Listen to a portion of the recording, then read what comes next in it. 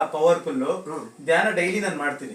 ಇವ್ರ ಮನೆ ಮುಂದ್ಗಡೆ ಬೇರೆ ಬೇರೆ ಸಾಮರ್ಥ್ಯ ರಾಮಕೃಷ್ಣ ಮಿಷನ್ ಇಲ್ಲ, ರಾಮಕೃಷ್ಣ ಮಿಷನ್ ಬೇರೆ ಬೇರೆ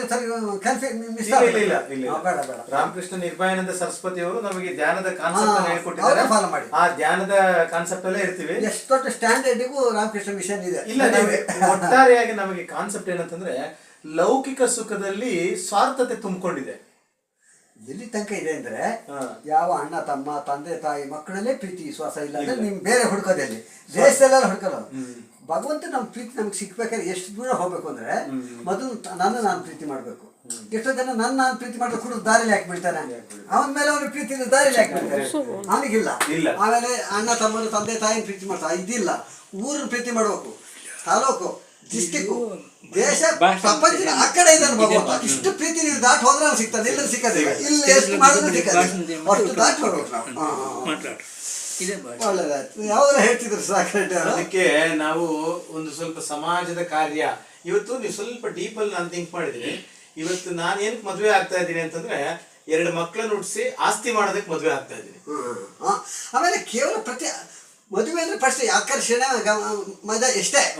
ಮುಂದಿನ ಲೈಫ್ ಏನು, ಮಕ್ಕಳೇನು, ಹೆಂಡತಿ ಏನು, ಸಂಸಾರ ಹೇಗೆ, ಯಾರು ಹೆಚ್ಚು ಕಾಲ ಗಂಡ ಹೆಂಡತಿ ಒಟ್ಟಿಗೆ ಇರ್ಲಿ ಕೂಡ ಇಲ್ಲ. ಅಲ್ಲಿ ಇರೋದು ಏನಂತಂದ್ರೆ 2 ಮಕ್ಕಳು ಮಾಡಿದ್ವಿ. ಆ ಮಕ್ಕಳಿಗೆ ಸುಖವನ್ನ ಕೊಡೋದಕ್ಕಾಗಿ, ಅವ್ರಿಗೆ ಆಸ್ತಿಗಳನ್ನು ಮಾಡೋದಕ್ಕಾಗಿ ನಾವು ವ್ಯಾಮೋಹದಲ್ಲಿ ಬಲಿಯಾಗಿರ್ತೀವಿ.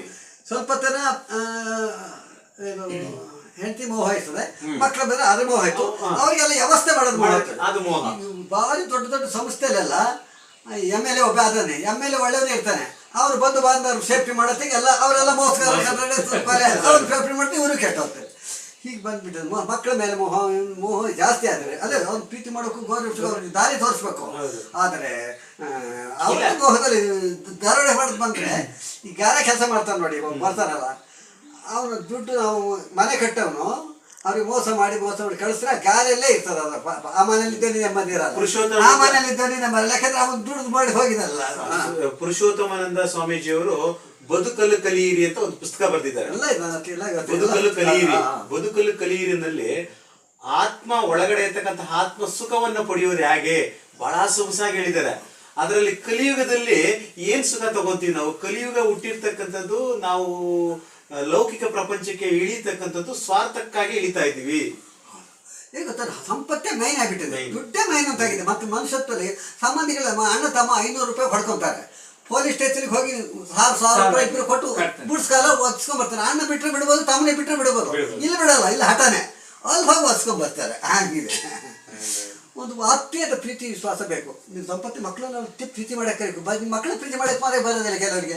ಸ್ಟ್ರಿಕ್ಟ್ ಮೇಂಟೈನ್ ಮಾಡೋದು, ಅವ್ರು ಬಾಯಿ ಪಟ್ಕೊಂಡು ಒದ್ದಾಡ್ತಾ ಇರೋದು. ಮಕ್ಕಳು ಹಾಕ್ಬಾರ್ದು, ಭಾರಿ ಫ್ರೀ ಇರಬೇಕು.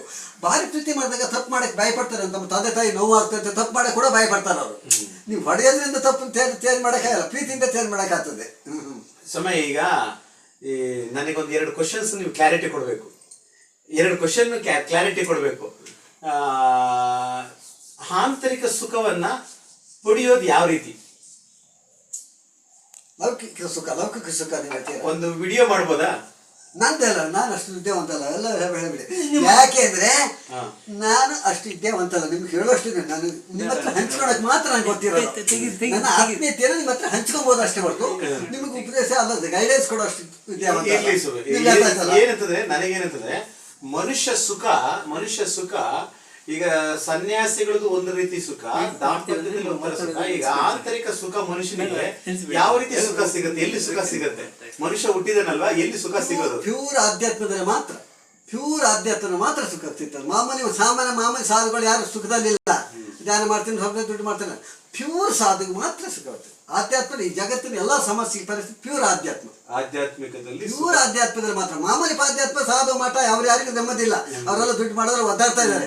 ಅವ್ರು ಪ್ಯೂರ್ ಇರ್ತಾರೆ, ಅವ್ನು ಮಾತ್ರ ಇಷ್ಟ ಇರ್ತಾರೆ. ಮತ್ತೆ ನಾನ್ ಕೇಳ್ಪಟ್ಟೆ, ಯಾರಿಗೆ ಪೀನಲ್ ಗ್ರಂಥಿ ಬಹಳ ಚೆನ್ನಾಗಿ ವರ್ಕ್ ಆಗುತ್ತೋ, ಆ ಪೀನಲ್ ಗ್ರಂಥಿ ಚೆನ್ನಾಗಿ ವರ್ಕ್ ಆದ್ರೆ ಅಲ್ಲಿ ಅವರಿಗೆ ಸುಖ ಸಿಗತ್ತೆ ನಮ್ಮ ಬಾಡಿನಲ್ಲಿ.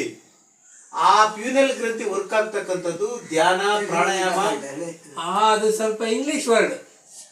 ಇಂಗ್ಲಿಷ್ ಪ್ಯೂನಲ್ ಗ್ರಂಥಿ ಸ್ವಲ್ಪ ಎಕ್ಸ್ಪ್ಲೇನ್ ಮಾಡಿ ಹೇಳಿ. ಅದು ನಮ್ಮ ಬಾಡಿನಲ್ಲಿ ಸುಮಾರು ಗ್ರಂಥಿಗಳಿರ್ತವೆ. ವಿಜ್ಞಾನ ಟೈಪ್ ಹೇಳ್ತೀವಿ. ಶಾರೀರಿಕವಾಗಿ ಎಲ್ಲ ವ್ಯವಸ್ಥೆ ಇದೆ ಅಂದ್ರೆ ಆಗೋದಿಲ್ಲ. ಶಾರೀರದ ಬಲದಿಂದ ನಿಮ್ಮ ಮಾಮೂಲಿ ಲೌಕಿಕ ಧ್ಯಾನದಿಂದ ಆಗೋದಿಲ್ಲ ಸುಖ. ಯಾಕಂದ್ರೆ ರಜೋಗುಣನೇ ಇರ್ತದೆ, ರಜೋಗುಣನೇ ಇರ್ತದೆ, ಸಾತ್ವಿಕ ಗುಣ ಇರಲ್ಲ.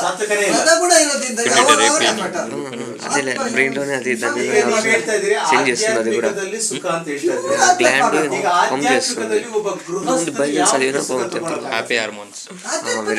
ಲೌಕಿಕದಲ್ಲಿ ಎಲ್ಲ ನೋಡ್ರಿ ಶರಣರು ಇದಾರಲ್ಲ, ಶರಣರು ಎಲ್ಲ ಇದಾರಲ್ಲ